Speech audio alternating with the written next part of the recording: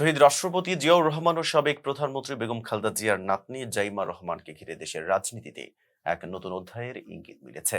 বিএনপির ভারপ্রাপ্ত চেয়ারম্যান তারেক রহমানের একমাত্র কন্যা জাইমা রহমানকে দলের ভবিষ্যৎ কাণ্ডারি হিসেবে গড়ে তোলার বিষয়টি এখন আর কেবল গুঞ্জনে সীমাবদ্ধ নেই, বরং অত্যন্ত সুপরিকল্পিত ও কৌশলগতভাবে তাকে প্রস্তুত করা হচ্ছে। শুক্রবার পরিবারের সদস্যদের নিয়ে দাদি বেগম খালেদা জিয়ার কবর জিয়ারতের মধ্য দিয়ে তার রাজনৈতিক সম্পৃক্ততার বিষয়টি নতুন করে আলোচনা এসেছে।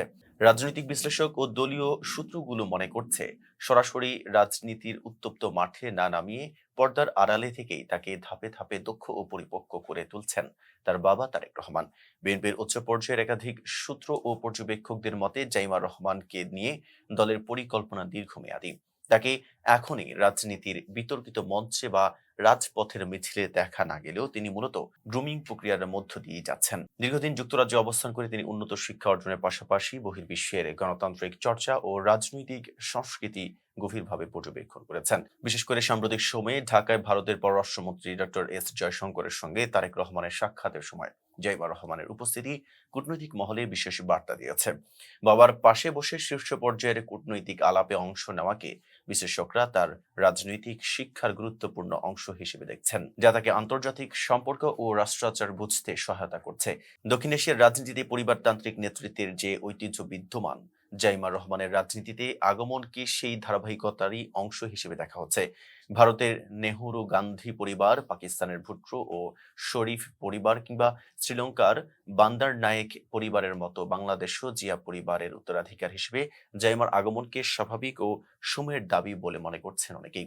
রাজনৈতিক বিশ্লেষক প্রফেসর মতিউর রহমানের মতে, দাদা দাদির আকাশচুম্বী জনপ্রিয়তা এবং বাবার বর্তমান নেতৃত্বের ছায়ায় জাইমা রহমান ভবিষ্যৎ দলের হাল ধরবেন, এমনটাই প্রত্যাশিত।